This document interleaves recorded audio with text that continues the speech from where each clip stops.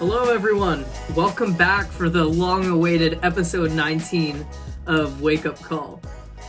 Sorry about the fact that we haven't been as active this year. I have personally just been completely swamped with work this semester, so we haven't had the time. We've also been dealing with, just a bunch of other stuff, but we're back now for episode 19. Actually, Milda, you and I haven't spoken in a while. What have you been up to in the past month? Yeah, hi everyone. Well, I had a very long vacation in January. I was back in Lithuania for the whole month. Now I'm just starting my new semester of studies, so it's been pretty low key. I started a job as a public speech instructor as well. So those are the highlights. What about you? Yeah, my highlight has mainly been school and my research projects and things like that. A lot of that, a lot of work, but my band's also been playing a couple of shows here and there around Montreal. So that's been a positive highlight from this past month. But yeah, not really much. One thing I wanted to say before we got started, though, Milda, bear with me here, is I just want to give a little update on where the whole Emergencies Act situation that I've talked about on this podcast many times, where that situation stands right now. So, as of the filming of this podcast, about an hour and a half ago, the official report on the Emergencies Act and whether it was justified or not, it was released to the public to see. And what they found is that given the circumstances, Justin Trudeau was correct in his use of the Emergencies Act. The high threshold that we talked about, according to the court and the Rouleau Commission, it was met. And obviously, that I didn't think it was met, but I'm not a legal expert. Paul Rouleau is a longtime justice. He knows a lot more about Canadian law and whether this sort of stuff was justified. He knows a lot more about that than I do. So, we accept the committee's findings, and I was basically incorrect. As much as it pains me to say that. But yeah, that's the situation on the ground right now. It's good to accept that you're not correct sometimes, but you can still have your own opinion. The law can be changed, so it's fine. Yeah, true. Yeah, I really just wanted to bring everyone up to speed on that situation. I still stand by the fact that I think that the Liberals made the situation turn into a situation that required the Emergencies Act. They were responsible for the situation, but hey, I'm not the Messiah. I'm not right about everything, and my opinion happens to contradict with the opinion of one of the foremost legal scholars in Canada. I would personally trust his opinion over some random schmuck that just thinks about politics once in a while.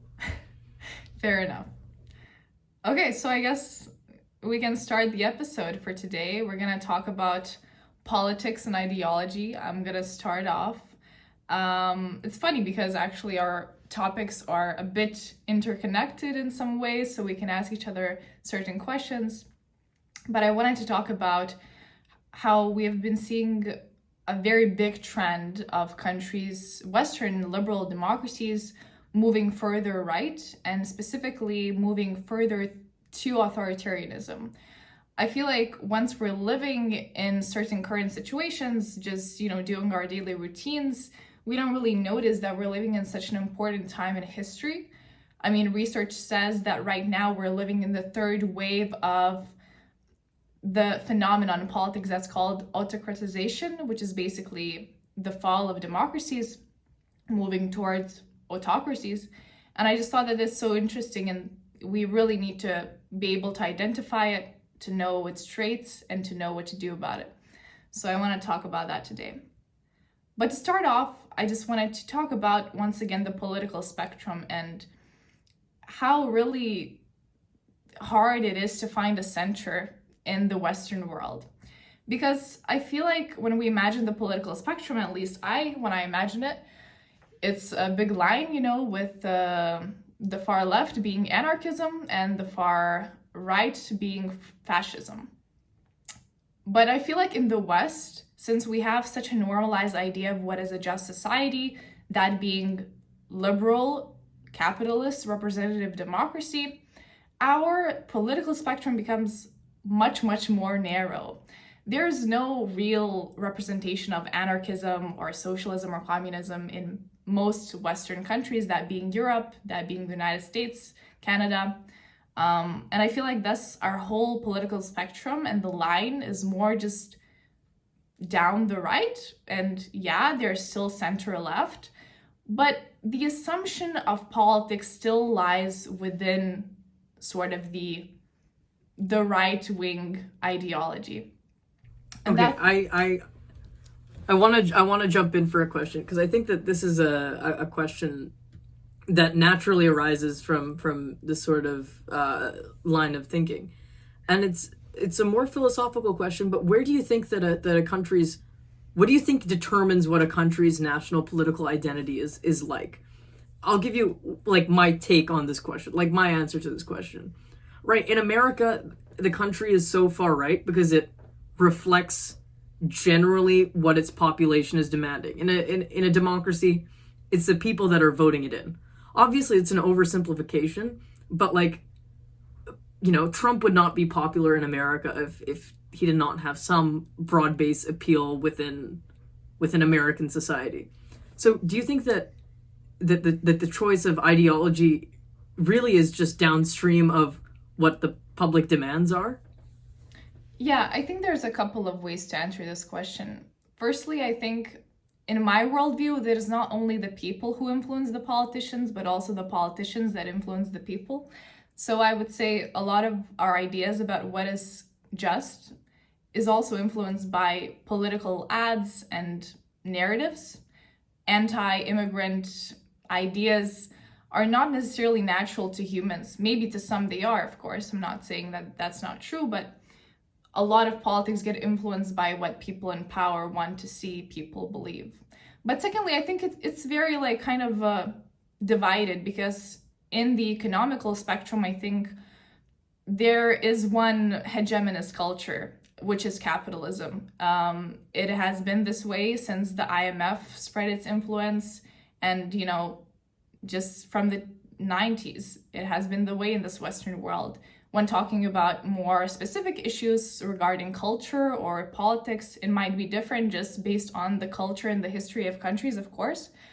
But what really lies at the base, the economics, is kind of hegemonist in my eyes.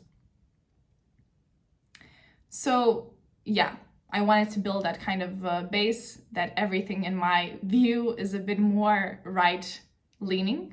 And that's why it's so hard to find a center. And even people who think that they're not really right-leaning might actually be more right-leaning than they think they are. And I'll give you a couple of examples. I feel like we have normalized things in society that are inherently authoritarian, but they're normalized to the extent where we don't notice that they are. First of all, this can just simply look like nationalism. And also, I've been already talking about anti-immigrant propaganda. I mean, look at the United States, Donald Trump building a wall to keep out the immigrants. Look at France and their policies against immigrants. Many countries with far-right or right-wing parties in power want to have this very nationalistic view. And I mean, what does this remind you of, right? This reminds me of very far-right parties in history, and that never led to anything good. Secondly, is just pure authoritarianism that we can see in many countries nowadays. And this can, you know, go from something as little as raising kids.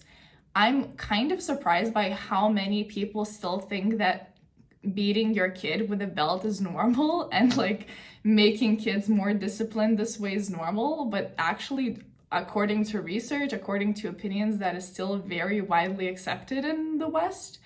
But this can also just be more broadly political, like having less freedom of expression, banning certain words, something that we will talk about more in our episode today, or supporting death sentences in the judicial process, saying that there's too much tolerance nowadays.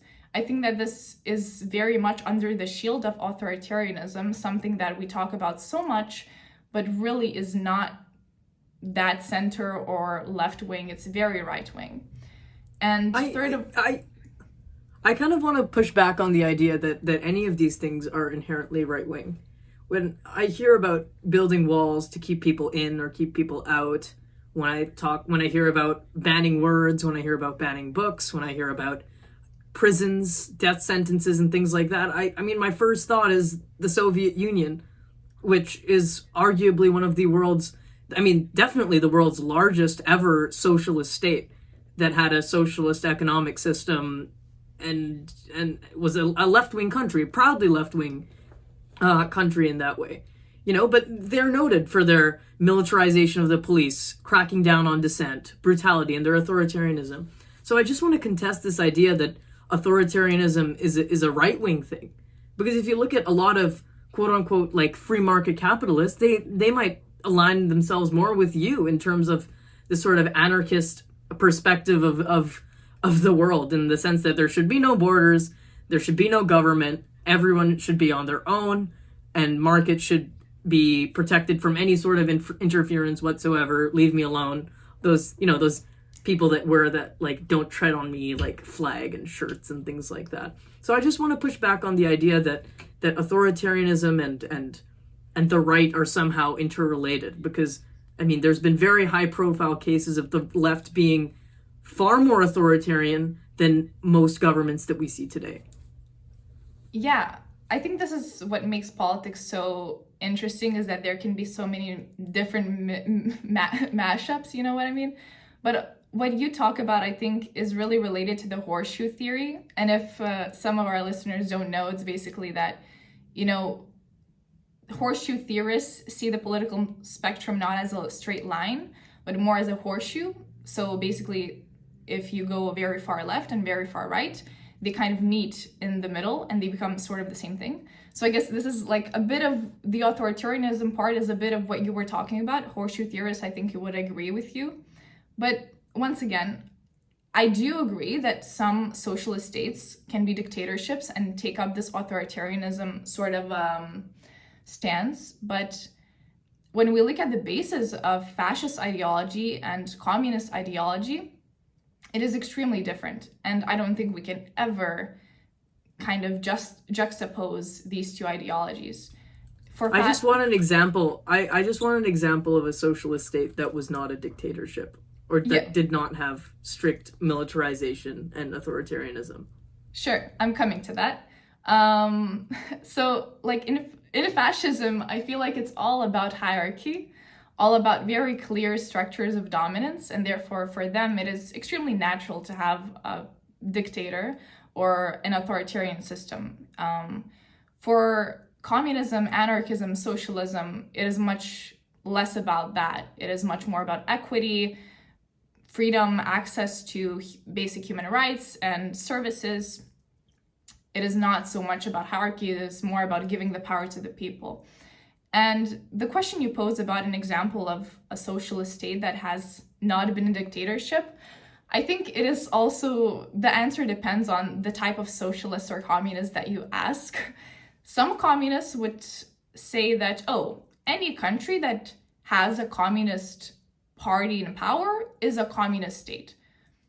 I personally don't agree with this. I think that there has probably never been a true communist state that has been successfully implemented in the history of the world. It's a utopia for now. In my opinion, just like true capitalism is also a utopia. I was just gonna say that. Yeah. I was just gonna say, you don't get to argue for this utopia and make me argue for the status quo. Yeah. That's not fair. Okay, I'm glad that we got that sorted. But I think that we can definitely see elements today of countries who are politically and culturally very socialist, such as Brazil, right now elected a new president, Lula, that overruled the authoritarian leader, Bolsonaro, but who are economically still very mixed and still definitely have a lot of elements of capitalism, just simply due to the fact that it is so hard not to be a capitalist country in the economic system of the world.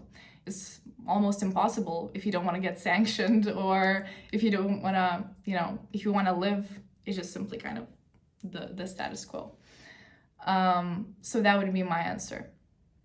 And the last thing I wanted to sort of talk about was how democracy is indeed falling in the world right now. Um, I feel like a lot of people still look at the US as this sort of, example of democracy, but the United States is actually a flawed democracy according to the Freedom House Index. For example, they have this sort of number system where they evaluate democracies based on certain points, such as human rights, such as plurality in elections. So the United States is 83 out of 100, whereas Norway is 100 out of 100. It has many issues. And I mean, some scholars even say that the US is leading up into a civil war to that extent, A lot of countries, even in Europe, in the European Union, look at Hungary, a European Union member. It is a hybrid regime. It is not a democracy, but not yet an authoritarian regime, but it is sort of in the middle.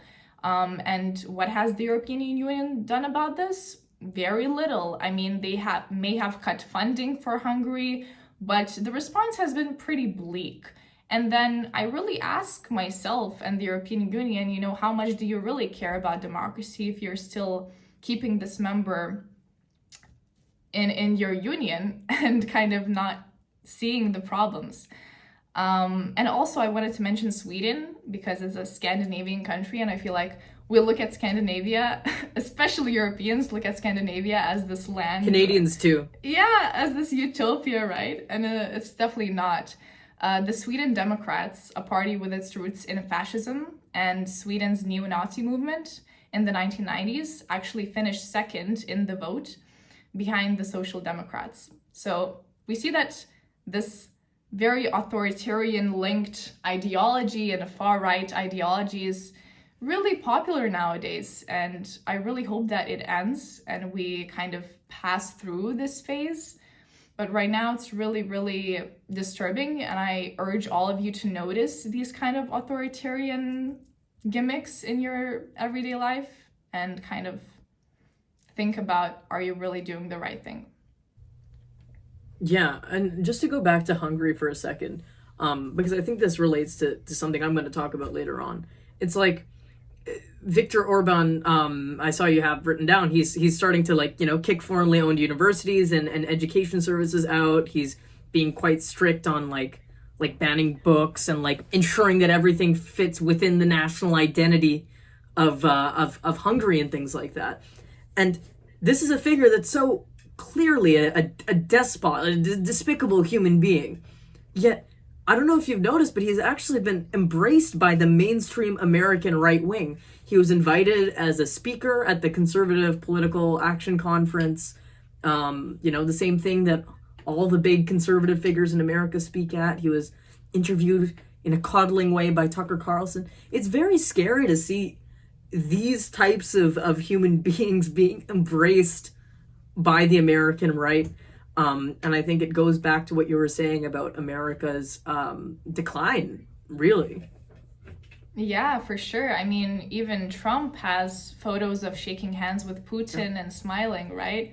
So it's definitely very scary. And I mean, I'm looking forward to the next US election of what's going to happen. I really hope that it's not the Republican Party. No. Yeah. So what are you talking about today? Well, Milda, I think you did a great job of telling us to be warned of our right flank. And I think that all our listeners will take a lot from that. But I'm here to talk about our left flank. Specifically, the cultural sort of wokeness left flank of the world, which I think is taking a lot of the authoritarian tendencies of the right, of people like Orban, of people like Ron DeSantis, and wrapping it up in the language of social justice to do essentially the same thing. So one of the influential books that I've read in my time is Jonathan Haidt's The Coddling of the American Mind. And he basically takes a look at university campuses, and he thinks that this priority of safety, of security, and all that sort of thing when it comes to academic speech and just speech generally on campus is basically ruining a whole generation of Americans. So he identified three key untruths that are setting a generation up for failure. And I think these key untruths are the ones that we need to overturn in people's minds to sort of get them away from this sort of like weird woke mindset. This is a little sidetrack. I hate being that guy that says like wokeness all the time, because then I sound like some sort of deranged like old parent that has just learned the word. But I have a hard time describing it as anything else. Like, I don't know, social justice ideology, but like, no, we're going to stick with wokeness. Bear with me. I'm going to make my point, and I'm not going to be one of those crazy people talking about how now gay people have rights and that's just wokeness. Like, that's not what I'm talking about here. I'm talking about actual wokeness. Sorry, let's get back to it. The three key untruths that Jonathan Haidt identified. The first is that what doesn't kill you makes you weaker. The second is always trust your feelings. And the third untruth is that life is fundamentally a battle between good people and evil people. Those are the three pillars of wokeness as far as I'm concerned. And I'm going to turn my gaze to something that I believe is a blind spot to many people on the left. And, you know, it was a blind spot to me until I actually got to university. And this blind spot is the authoritarian tendencies of wokeness and woke culture wrapped in this glitzy packaging of social justice. So there's been a couple recent instances at McGill. I don't really want to get into the nitty gritty of all of them, but one that I really want to talk about is one that had institutional backing of the Student Society of McGill University, which is basically our student union. So this was them asking to rescind the professor emeritus status of a McGill anthropology professor named Carl Saltzman. He made some comments that they didn't like in one of his papers. He's a historian on the Middle East. And the SSMU president sent an open letter, it was published in all these newspapers, that demands an overhaul of McGill's academic freedom policy to prioritize inclusion and to ban discourse that, quote unquote, makes groups feel unsafe.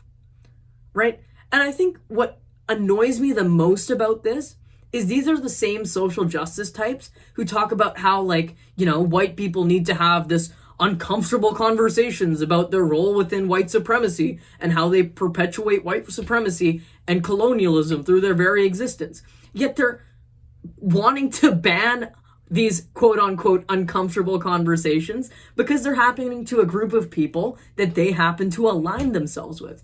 Look, the fact is, this is not about compassion. This is not about, protecting people's feelings at all. If it was about protecting people's feelings, I would at least have a soft spot for it. What it's about is political ideology framed as protecting people's feelings. Actually, right? I wanted to ask who gets to decide.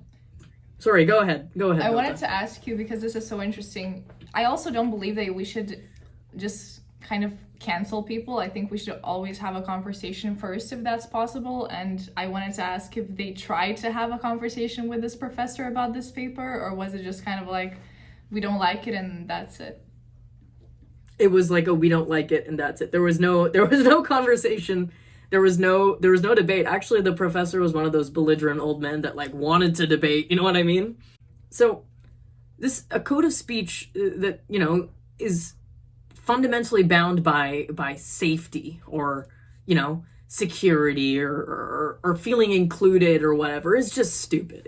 I say that, like, I don't say that lightly. It is stupid. It's not incorrect. It's stupid. This is the sort of authoritarian ideology that Ron DeSantis is preaching in Florida. Republican governors all across the U.S. are doing right now, just flipped around. Recently, the state of Florida passed a bill that would literally ban making, like, white people feel bad about racism. Like, you're not allowed to teach that in school. So you can't teach any content that would make white students feel bad about racism. So this means that when schools are teaching lessons about systemic racism, about discrimination, about segregation, about slavery, they cannot make people feel, quote unquote, uncomfortable. What the heck? what does this mean? First of all, what does uncomfortable or unsafe even mean? Right? Like, if you have, like, weak feelings, like, I don't think that's anyone else's responsibility. Like, you can avoid that. But secondly, it's a code of speech that, again, like in Florida, it basically bans teaching about racism. And what happens with the woke crowd that are wanting to silence certain speech, it happens on topics that don't have a clear public consensus yet. I think the battle of persuasion is something that the woke left does not want to engage in. They want to engage in the battle of framing people, as good versus evil. So this is, like I said, what's happening on the right is happening on the left as well. Yet while the right, like, is quite unabashed in the fact that they're, like, actually fairly racist in their motivations of doing so, or at least maybe not racist, but political in their intentions of doing so, the left conveniently chooses to frame it as, like, standing against bigotry or standing for, like, basic human rights or something silly like that. And this is one of Haidt's 3 untruths that he spoke about that I alluded to earlier in this conversation, is that life is a battle between good people and evil people. People that disagree with you about affirmative action are bigots and white supremacists. People that disagree with you about the justice system or defunding the police are bigots. People that disagree with you about universal health care are evil and want people to die. You see how I made a whole bunch of political statements and then followed it up with a value on moral character? These are things where people have, like, legitimate reasons to disagree with you. Affirmative action, there is a debate to be had there. We should embrace that. We shouldn't shy away from it. If you think affirmative action is good, I think that what you really should be doing isn't trying to shut the people up who are against it. You should make your case in favor of it and try and persuade them. Same thing about the justice system. Same thing about defund the police. Same thing about healthcare. Like, when you frame things as, okay, you're either, like, with me or you're literally perpetuating white supremacy. Like, I've had people say that, like, me, like, look at me. I mean, our listeners can't see me, but I'm not white. I'm a brown guy. People have told me that my ideology on healthcare is perpetuating a white supremacist narrative about health. Like, I don't even know how to talk to someone like that. Wokeness and the authoritarian rights are 2 sides of the same coin. And I really ask a lot of you people that, consider yourself to be woke or on the left, your ideology is not the problem. It's the fact that you don't want people to talk about their ideologies. That's the problem. Those are the authoritarian tendencies coming out that I alluded to in Milda's rant. And I think it's really tough to see a bunch of very ordinarily reasonable and people that are motivated with good faith and good intentions just believe that the morally correct thing to do is to not allow other people to talk. And I don't know, this is one of the consistent themes of the podcast. Sounds like I'm spinning a broken record, but hey, that's life. I mean, in your conversation, I think I just remembered what I was speaking about earlier about the political spectrum and how it's quite narrow in the US. And this just shows it to me because truly, like, I'm a very left-wing person, okay? Like, I'm quite radical with my beliefs. And me and my friends have never had a conversation about critical race theory or even pronouns or, I don't know, bad words that make us feel unsafe. We've never talked about that. And we have a lot of intellectual conversations. I feel like, and that's the problem with United States politics, I feel like. It's like these 2 very polarized sides, but truly they're kind of believing in the same things. They're only talking about these very small level issues, truly. Words in a dictionary and what they mean and how they make people feel. And then, they waste time on these issues instead of talking about real stuff like economics and that people can't afford houses. And it's just so frustrating to me. We're wasting our time, like, debating whether the existence of the debate is legitimate or not, rather than having this stupid freaking debate. You know what I mean? We're like, oh, is it even okay to have these questions? Like, should we even be talking about this? Whereas you guys are talking about it, right? So, I don't know. I find that I often spend my time, so much of my time and energy, defending the right of the conversation to exist, and less time actually having the conversation. And I think that is the reason why, Western democracies are in their decline. They're talking about stupid, irrelevant stuff rather than actually talking about the serious issues.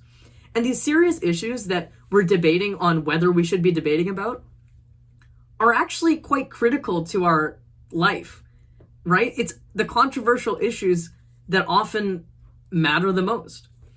So this authoritarian tendency that I'm seeing emerge on university campuses is something that worries me more than anything.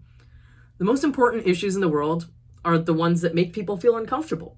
And they're the ones that need to be debated the most, and not the ones that should be shut down from the public debate or the public conversation. In short, we need to stop pretending that disagreement and words are violence, because they're not. Violence is violence. If we want to avoid violence, we need to start talking to each other. Definitely. Also, when you were talking about the culture in universities in the US and Canada, I think it hasn't come here in Europe yet. Like, not to the extent that you have it, for sure. We just debate. We don't talk about, is it just a debate? We definitely have some people that are like, you're just white supremacist, but it's rare to encounter those. And also, I feel like when we have these debates about whether something is debatable, we kind of don't even understand the things we're talking about. Like, for example, right now I'm seeing the trend of right-wing groups, far-right groups in the US, asking people whether they should teach critical race theory in schools. And when these people try answering that question, it seems like they don't even know what critical theory is, Nobody knows what it is. It's a boogeyman. Yeah, and if we would have more conversations and debates, I feel like we would understand truly what it is about, like, what are we teaching, and then we would come to some sort of conclusion, maybe. Yeah, It's crazy. I don't know. The state of affairs is quite depressing, and hopefully it gets better. Hopefully something that I've said convinces someone to snap out of it and stop worrying about whether the debate is legitimate and actually having the debate. The thing is, that's harder to do, right? It's very easy to call someone bigoted or to call someone a white supremacist. It's very hard to examine why you believe certain things and identify the underlying assumptions behind them, and then explain why those assumptions you believe are true, and examine your own internal value system and things like that. That is something that's hard to do. And we're basically choosing the easy way out of things. Yeah, I feel like our TikTok comments are a perfect example. People just write, you're bigoted or you're not true.